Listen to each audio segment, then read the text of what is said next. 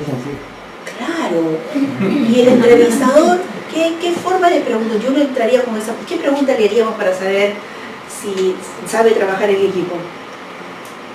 A ver si es tolerante. Es muy directa. Claro. Plantea situaciones. Claro, mayormente se Creo que más que una pregunta es poner en una situación. Así es, porque el postulante sabe lo que el entrevistador quiere escuchar, ¿eh? Nos hemos vuelto expertos en eso, ¿no? Yo sé que él quiere escuchar que yo soy puntual, que yo soy honrado, que soy honesto, que siempre llego temprano, que soy proactivo, etc. Y se lo voy a cantar durante toda mi entrevista. Pero sí, pues, el colocarlo en situaciones análogas, en situaciones, en casos, sí ayuda a ver cuáles son las respuestas, a las respuestas que tienen, ¿no? Por ejemplo, si le planteamos a usted que mañana también va a haber clases de 7 a 10 de la noche, y usted ya tiene armado y organizado pues toda su semana, mañana tiene un compromiso, una cena de trabajo en donde debe cerrar el nuevo contrato para todo el periodo de 2016, pero hoy día le he planteado que usted debe venir mañana a trabajar. ¿Qué es lo que va a decir usted? ¿Qué va a decir el postulante? ¿A qué diría yo? Claro, Es que no vengo. que se va a su cena. Sí. ¿Qué entonces ha establecido ahí su rango de prioridades? ¿Qué es lo que nos dice un postulante que está en búsqueda de trabajo? Yo dejo todo y me vengo a trabajar. Disponibilidad inmediata. Y estoy disponible, ¿sí? ¿Qué es lo que nos dice? Es eso. Nosotros ¿qué sabemos? Que lo primero que va a hacer frente a una situación similar va a ser dejarnos plantados para dejarse a ir a cumplir la otra responsabilidad, la otra planificación que ha prevista, ¿no? Entonces miren qué importante podría ser empezar a trabajar en grupos heterogéneos y en grupos con distintas formaciones para que esto signifique, se prevea un entrenamiento inicial frente a lo que usted va a encontrar ya en el escenario de la vida laboral, simplemente, ¿no? Otro elemento tiene que ver con la labor o la función docente. Pues. Usted es un transmisor de información, usted es un transmisor de experiencias. Todo lo que ha capitalizado en el desarrollo y en el transcurso de su vida laboral significan nuevas construcciones que usted está llamado a evocarlas y a transmitirlas durante su ejercicio en la vida universitaria. Por ello es que el estudiante le es mucho más enriquecedor la experiencia y la vivencia práctica, porque le permite ir confrontando aquellas situaciones todavía hipotéticas, todavía casuísticas, que solo formaron parte de la interlocución docente-estudiante, pero que se vuelven a existir mucho más enriquecedoras cuando esas se van viendo en el plano práctico. No es lo mismo que yo en ese momento venga a decirles, señores, vamos a hacer una necropsia, entonces preparémonos para poder enfrentar esto, ¿no? Entonces cada uno de nosotros habrá visto en las películas, en las series de CSI similares cómo hacerlo. Nada más original que verlo y estar frente al mismo. Hay situaciones en donde encontramos a un cadáver sin ningún tipo de magulladura, ni lesiones, ni nada. Yo tuve oportunidad de presenciar uno por una intoxicación, ¿no? Y es cuando se hacen las aberturas, cuando recién encontramos cuáles han sido las principales causas del deceso, que no es lo mismo encontrar a uno totalmente descuartizado, no es la palabra, ¿no? Herido, por producto de un accidente automovilístico, y que lo encontramos por partes, que ya sí genera pues un impacto mayor para los que no estamos acostumbrados. Para ustedes debe ser igual, ¿no? No, depende. Yo tengo amigos médicos que están allí viéndose y después están almorzando y comiendo de lo mejor, ¿no? Difícil. Pero ya se acostumbra. Finalmente, el estudiante. ¿Hacia dónde va volcándose todo este conjunto de experiencias, aprendizajes significativos, nuevas construcciones, etcétera? Hacia el usuario final, que en este caso es quien termina percibiendo y replanteando todo lo que hasta el momento se viene conversando. El estudiante debe convertirse en su mejor crítico y usted debe apoyar el debate y la crítica en el estudiante. No es un óbice el estudiante que pregunta. No debe ser un fastidio el estudiante que interviene y que debate con usted. O sea, no es un fastidio, a me lo voy a jalar. Olvídense, ¿no? Entonces las prácticas ojo por ojo, diente por diente o del castigo deben ser totalmente eliminadas. Al contrario, brinde apertura a que el estudiante esté en condiciones de poder debatir. Pero ojo, usted sabe cuando un debate si es cuando hay un traslado de información real y no el traslado de información solo porque, bueno, pues es aquel estudiante que siempre está acostumbrado a decirle no y a debatir todo sin mayor expresión, sin mayor fundamento, ¿no? Entonces eso sí debería ser nuestro principal estimulador. Dos cosas. En punto 4, cuando hablamos del docente, entonces yo, de acuerdo a lo que planteas, ¿no? Entonces el docente tiene que tener una cantidad mínima de experiencia dentro de su profesión para ser docente. Lo ideal, apuntamos en qué momento el constructo teórico ha chocado y ha hecho frente con la realidad. Porque si no, imaginemos el otro lado, donde solo soy teórico académico, ¿sí?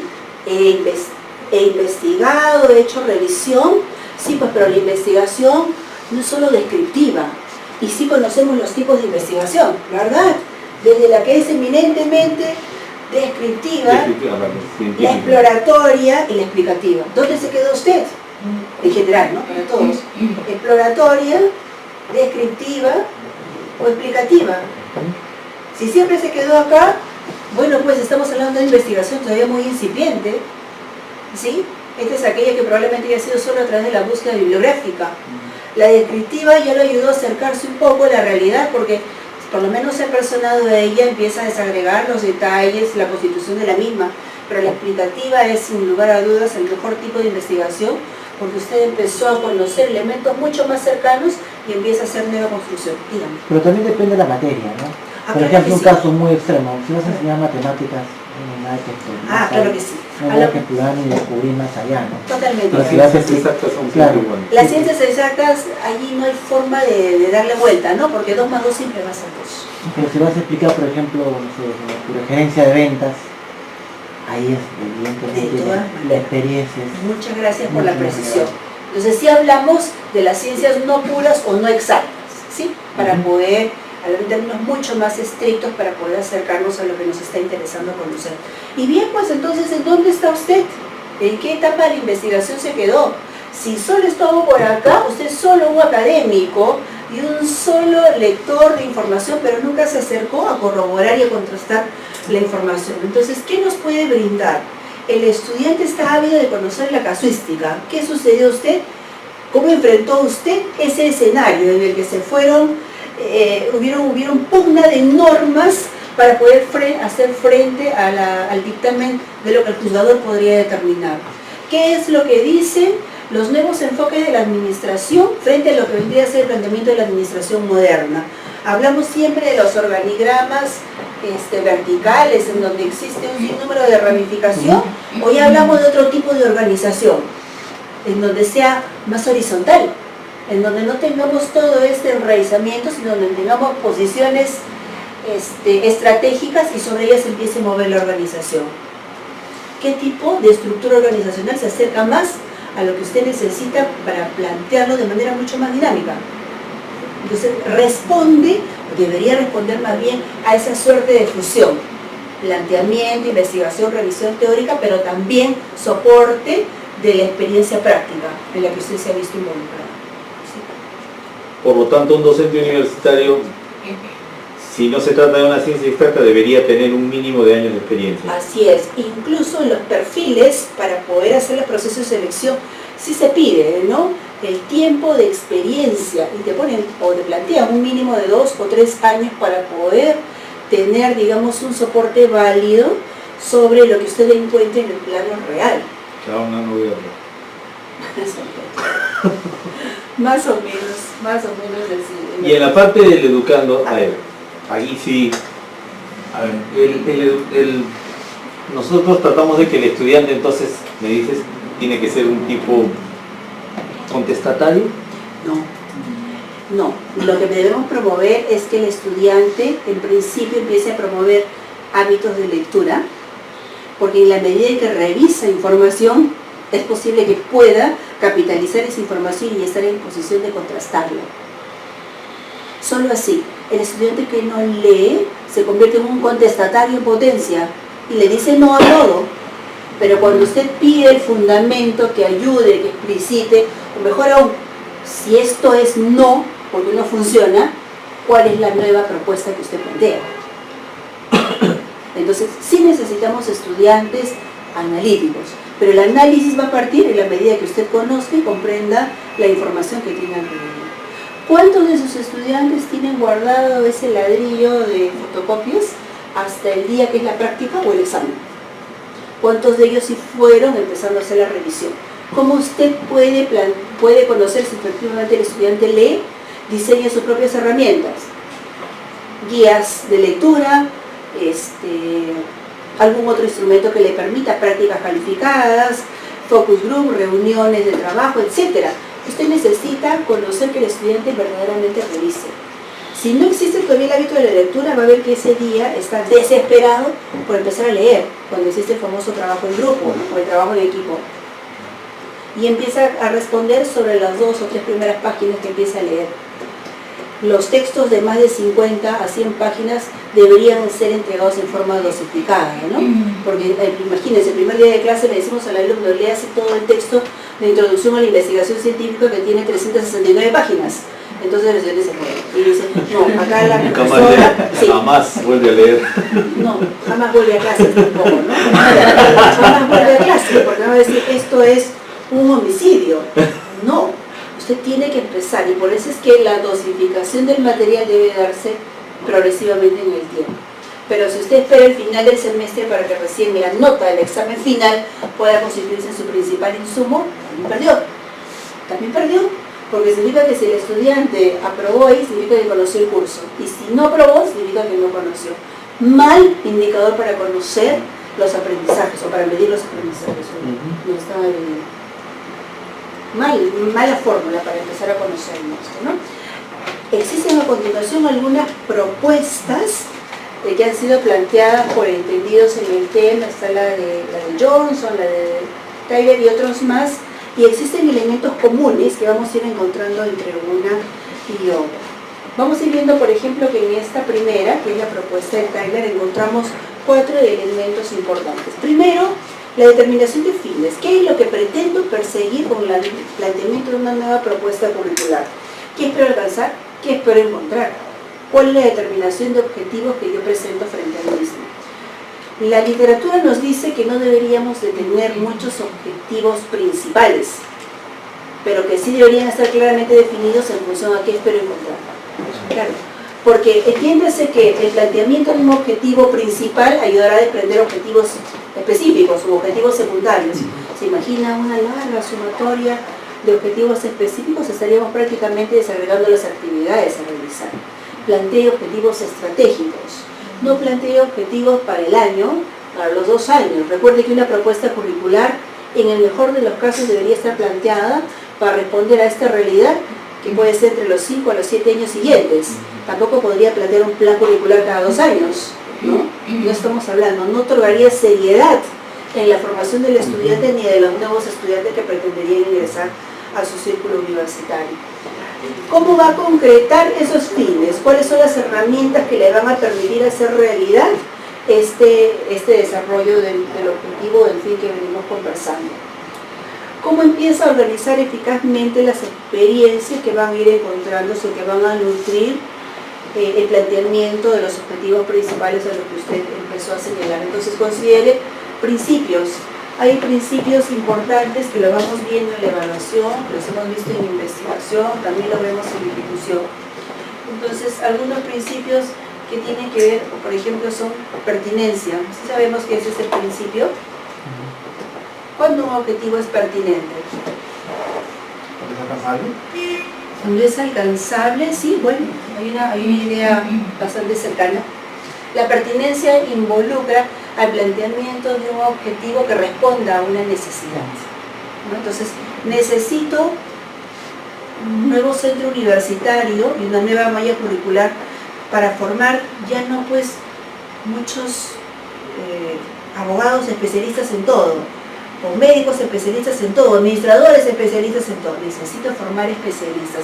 Algunas universidades se encargaron incluso de otorgarle ya la especialidad a ya algunas especialidades, valga la redundancia. Por ejemplo, para nosotros en el campo del derecho, algunas universidades plantearon derecho corporativo y derecho civil, parece que es la otra sigue la otra, ¿no?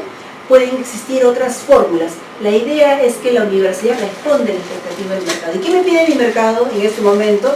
Esa especialización debería ser planteada como objetivo de pertinencia para que logre adecuar necesidad real versus interés que tengo en el planteamiento de la malla curricular o del nuevo establecimiento universitario. Primer objetivo. El segundo está aproximado a la eficiencia. Y aquí sí hemos manoseado eficiencia y eficacia, ¿no es cierto? ¿Cuál es la diferencia entre ambos? Uno está relacionado a los objetivos y el otro está en función a los recursos. ¿Cuál está en función a los objetivos? La eficacia. La eficacia. Eficacia. Y la eficiencia en función a los recursos para obtener. ¿Qué otro objetivo tenemos para plantear? La objetividad. Otro objetivo que también es planteado es la cobertura. Entonces, este programa, este proceso está dirigido hacia el común denominador para todos los que se encuentren interesados y esto obtiene un público específico. Si yo quiero postular la especialidad de educación física, pero tengo una discapacidad física severa,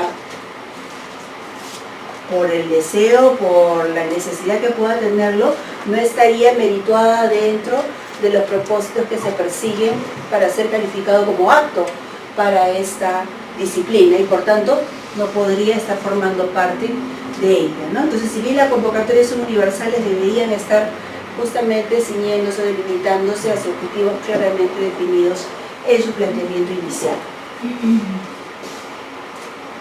Finalmente, ¿cuáles son los medios o los instrumentos que me permitan a mí ir corroborando el cumplimiento efectivo de todo lo que hasta el momento venimos señalando?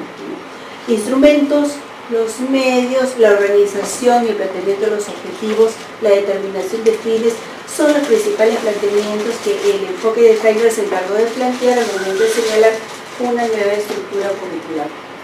No es el único, decíamos, ¿no? Este nuevo exponente, Johnson, sí se encargó de plantear, a la luz de lo que venimos conversando hace el momento, algunos otros indicadores que son de gran utilidad.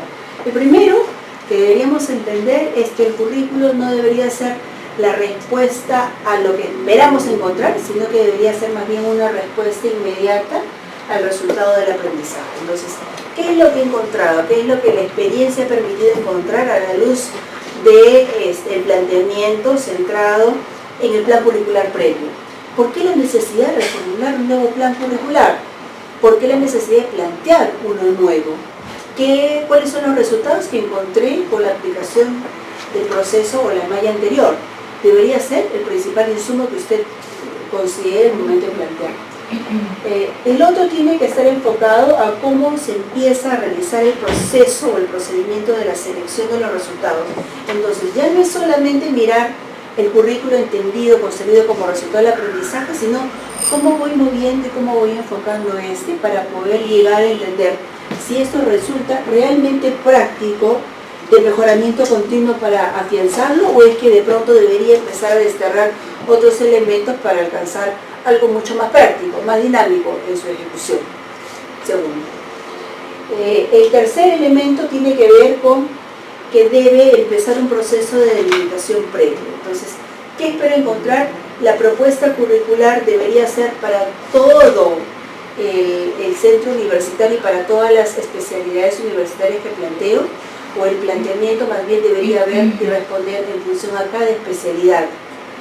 Debo hacer necesariamente un replanteamiento curricular universal, vale decir, el primer planteamiento con la creación de esta nueva universidad, si estoy en el año 1990, hacia el 95 yo pretendo que la especialidad de administración, a la luz de los nuevos enfoques, revista un planteamiento curricular. Ello significará que yo debo afectar a las otras especialidades para hacer replanteamientos de sus modelos curriculares. ¿Será válido que a partir de lo que requiere una especialidad podamos hacer el replanteamiento de las otras especialidades también? ¿Qué dicen ustedes? ¿Se entiende el ejemplo que estoy planteando? ¿Sí? Entonces, ¿en qué momento es válido hacer un ejercicio de replanteamiento y la presentación de una nueva propuesta curricular. ¿Qué cambios significativos deberían mostrarse? ¿O qué desgastes debería mostrar el anterior plan para empezar a plantear uno nuevo?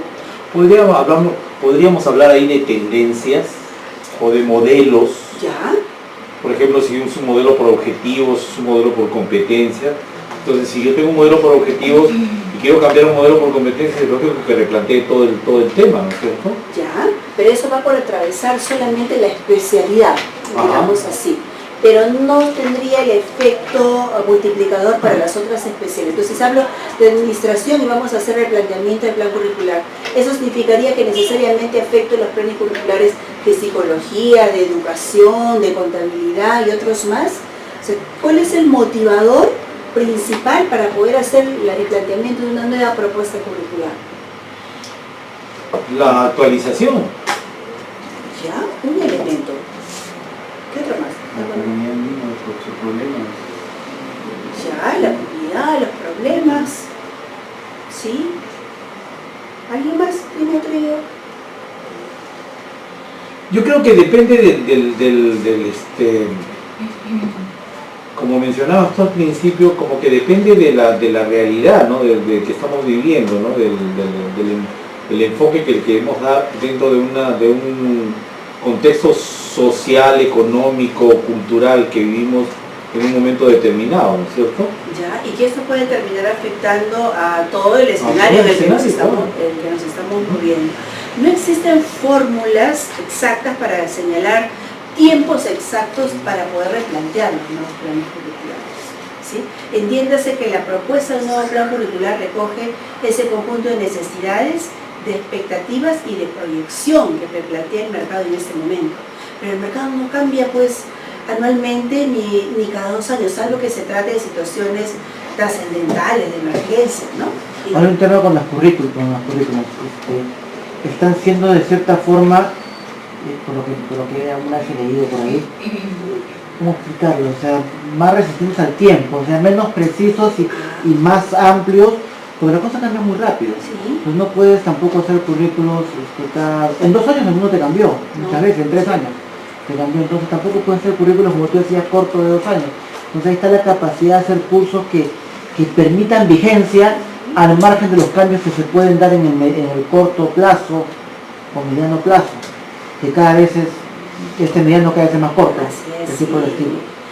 Si partimos de que el mundo está en constante evolución y que los cambios a todo nivel se van gestando de manera progresiva, muy cambiante, muy inmediata, también debemos hablar en términos muy genéricos, no porque la realidad en Europa o en Asia se haya modificado sustantivamente significa que eso también debe ocurrir acá, ¿no es cierto? Porque respondemos, recuerden, a nuestro propio escenario, al escenario en el que nos encontramos. Entonces acá tenemos variables que van a permanecer constantes, aunque suene contradictorio, ¿no? Observa en el nivel solamente de Perú, ahora conocer la economía globalizada, mucha gente a veces tiende a poder irse a otros países y casi la mayoría, algunos estudiantes lo que buscan es que esa universidad tenga una currícula que también pueda proyectarse por ese país. Eso también es válido, ¿no? Estudiar economía en Perú o en un país fuera de Latinoamérica tendrá los mismos patrones y los mismos enfoques, o casi los mismos enfoques iniciales para su desarrollo. Entonces, no hablamos de situaciones totalmente diferenciadas. Para otras especialidades no puede ocurrir lo mismo, ¿no? Para los abogados, por ejemplo, que nos movemos en Latinoamérica al amparo del derecho romano, y para los del otro lado al amparo del derecho sajón, sí estamos hablando de la pugna que podría existir entre planteamientos totalmente distintos. ¿Ocurrirá lo mismo con otro tipo de especialidades? Probablemente en algunos la respuesta sea sí y en otros no. Entonces tendríamos que también tener la capacidad de encontrar los patrones comunes para las especialidades de tal manera que permitan que esas nuevas construcciones y nuevos replanteamientos de propuesta curricular no se conviertan en un ejercicio muy mecánico. O sea, no es cambiar de profesor la asignatura, es cambiarle todo el contenido al mismo y toda la direccionalidad del mismo. Entonces, en la medida en que este pueda ser planteado, no en términos totalmente generales, pero sí en planteamientos centrales, sí ayudaría a que este luego pueda afianzarse en el desarrollo mismo de su actuar. Porque recuerde, a usted, para que ejercite la docencia, ¿qué le entregan? Usted debe pedir la malla curricular, pero a usted le entregan la sumilla del curso, ¿sí? Y usted desarrolla y plantea todo el curso en función a lo que plantea la sumilla. Entonces tiene también la libertad, sin modificar todo el plan curricular, de ir adecuando los contenidos en tanto y cuando respondan al planteamiento central que vendría a ser la sumilla. Y por eso puede encontrar un sílabo del 2014 que de pronto haya sido bruscamente replanteado hacia el 2015, pero sin perder de vista el objetivo planteado en la sumilla. Y resulta válido. ¿Qué ha nutrido el sílabo del 2015? Su nueva mirada a la realidad en la cual se ha visto incorporado. Los nuevos instrumentos normativos, los nuevos instrumentos metodológicos que se van gestando y que sirven de apoyo y referente. Pero la médula de la asignatura no ha sido modificada. No se va a ver modificada. Entonces, quiero entender, a partir de todas las disciplinas que en este momento nos concentran, de que si bien el conocimiento es cambiante, este no cambia totalmente, ¿sí? Existen modificatorios que se pueden ir dando, pero estos no cambian toda la esencia del contenido. Entonces, por eso es que sí podemos hablar, no de propuestas curriculares de larga data, pero sí de propuestas que se vayan asentando en el tiempo y que las sumillas más bien permitan ir reestructurando los contenidos para el desarrollo del curso sin afectar totalmente la propuesta curricular. Allí sí creo que habría un ejercicio válido para poder afianzar derechos como la libertad de cátedra, ¿sí? El nutrir cada vez más de esa experiencia tan rica que se tiene cuando se hace ejercicio profesional, y el soporte de la revisión bibliográfica documental que vamos a encontrar en el eso sí. Y no perdimos la esencia de la propuesta, que es a donde queríamos o necesitábamos llegar, ¿no? Entonces, estas ideas han sido recogidas en las propuestas que nos brindan esos autores y, por ejemplo, tenemos, ¿no? Debe existir previamente la determinación de criterios que permitan ir regulando el desarrollo mismo de los contenidos al interior de cada una de las asignaturas. Usted no puede variar los títulos de la asignatura, pero sí puede variar en un mismo plan curricular, ¿sí? Todavía no hablo de la reformulación del plan. En un mismo plan curricular no puede variar los títulos de la asignatura, pero sí puede variar los contenidos de la misma, en función a lo que va planteando la sumilla del curso. Y es válido, como ejercicio de válido. Debe tener necesariamente un patrón, una estructura. El currículum no es una guía estática, no es una guía que no está susceptible a introducirse mejoras, pero en tanto está formulada como guía, regula el camino que usted debe seguir, regula cuál es la orientación a la que está llamada a realizar. Cada asignatura tiene planteadas sus herramientas metodológicas y las herramientas de evaluación. ¿Cómo pondera usted las evaluaciones del aprendizaje? Si esas solo van con el peso hacia las evaluaciones parcial y final, ya hablamos de un tipo de evaluación distinta. Si esta más bien tiene un peso que va equiparando presentación de los trabajos, participación en clase, sustentación de una investigación, entonces ya le está agregando otros componentes, ya le está agregando el sentido participativo que sí necesita encontrar en el estudiante. Recuerde, si usted tiene un aula pasiva, preocúpese, porque o no lo están escuchando, o se están durmiendo, o simplemente tiene estudiantes que solo están con propósito receptor.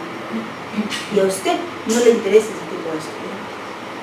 A usted le interesa un estudiante mucho más dinámico, le interesa a un estudiante, que pregunte, no el contestatario del que nos decía hace un momento, ¿no? Y es válido, no el contestatario, necesitamos aquel que sí se preocupe y que refleje el producto de la revisión bibliográfica, porque es con el primer elemento con el que viene. Todavía no le pedimos contrastación empírica, práctica, porque aún no ha sido aventurado ese ejercicio, todavía está cuando está en la fase inicial, ¿no?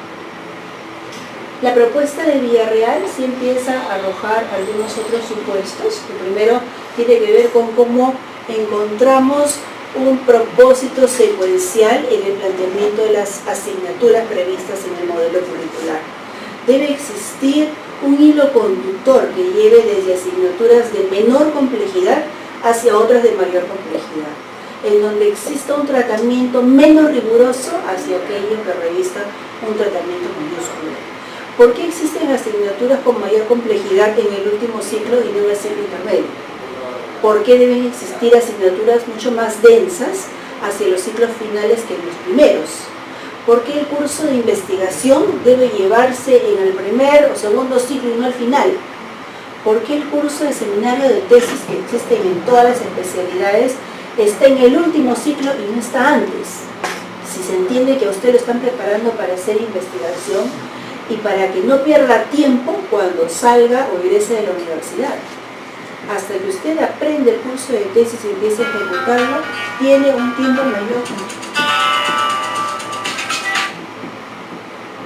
Tiene un tiempo mayor para poder empezar a desarrollarlo y afianzarlo como tal. No es fácil, todos los que en algún momento hemos sufrido con un curso de introducción a la investigación científica podemos dar fe de ello. Aunque el título parece monstruoso, el contenido no hace más que ayudarnos a canalizar todo lo que debemos ejecutar durante nuestra vida universitaria. Entonces, por ahí deberíamos empezar a hacer el planteamiento primario, ¿no? ¿Qué más? Debemos elaborar las denominadas matrices o las fuentes de investigación que permitan a usted ir enfocando ese diagnóstico inicial que parte de cómo conoce las necesidades de la comunidad, de la población, del ámbito geográfico en el cual usted se siente.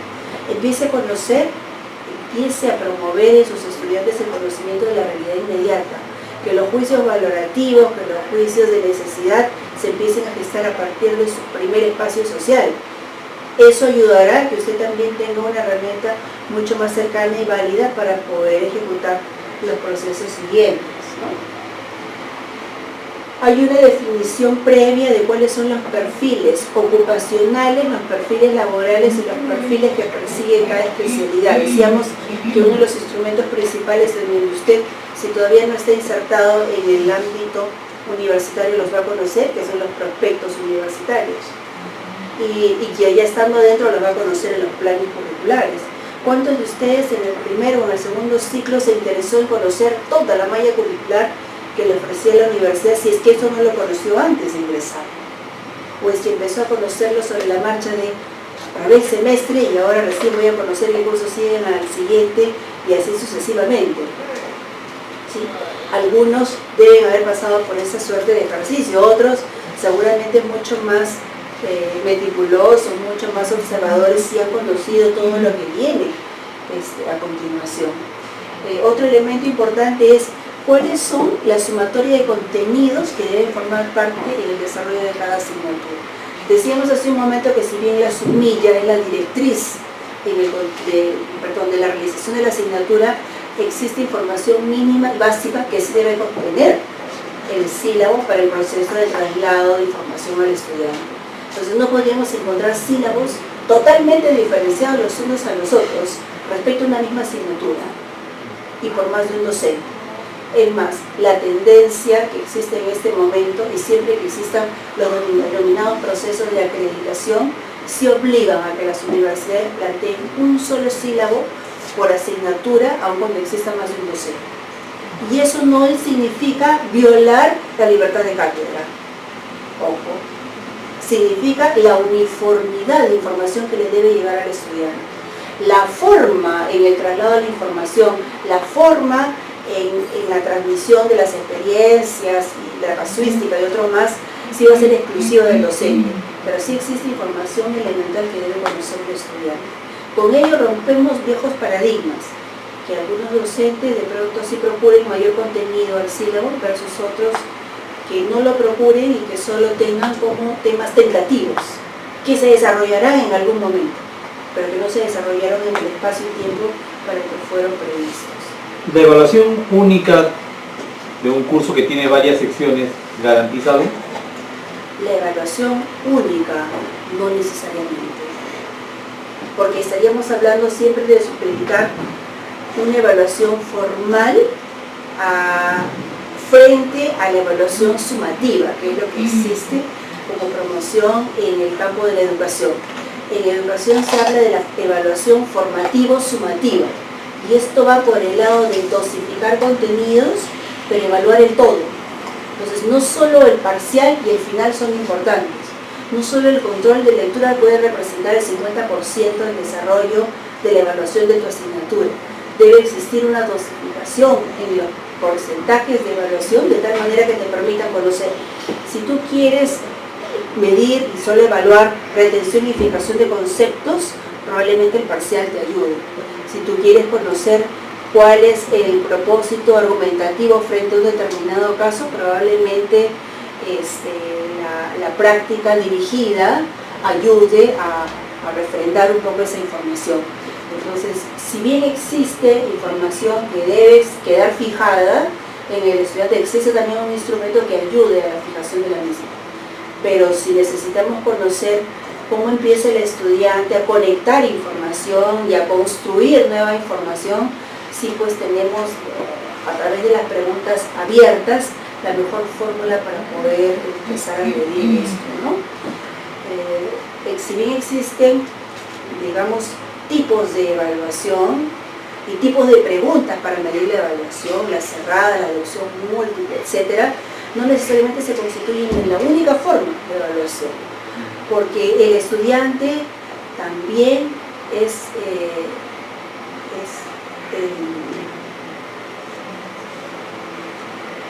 fija mucho esto y es vivo. Antes de que usted tenga, hemos conocido docentes que de pronto repiten la misma fórmula de exámenes semestre tras semestre, ¿no? Entonces los que sufrieron solo fueron los del primer semestre, porque los del segundo se tienen todos los exámenes que ya fueron tomados y el docente ni siquiera se toma la molestia de ir renovando preguntas, ¿no? Sino que va ya cero esfuerzo y va trasladando las mismas generación tras generación. Entonces tampoco podría caer en ese círculo repetitivo. Recuerde que usted también está siendo evaluado. En universidad pública y privada implica también el resultado de la evaluación que tiene el docente, ¿no? Entonces el estudiante tampoco se le puede engañar y sabe cuando el docente viene repitiendo lo mismo semestre tras semestre, hasta los mismos chistes, los mismos ejemplos, la misma información, y cuando sí va actualizando su información. Y la evaluación final común para varias secciones. La evaluación final se refiere a un mismo tipo de examen para mismo examen para todos. Para todos. Yo pienso que deberíamos un poco alejarnos de esa única fórmula, salvo que ese mismo examen sea tomado en el mismo tiempo para todas las secciones. ¿Eso qué garantiza? Que no se pasan las preguntas. Por lo menos en principio que no... No, ¿qué garantiza un examen único? Que todos han recibido la misma información. Bueno, podríamos partir de ese supuesto. La idea va a depender también hacer la preparación del examen en función de la cantidad de estudiantes que se tiene.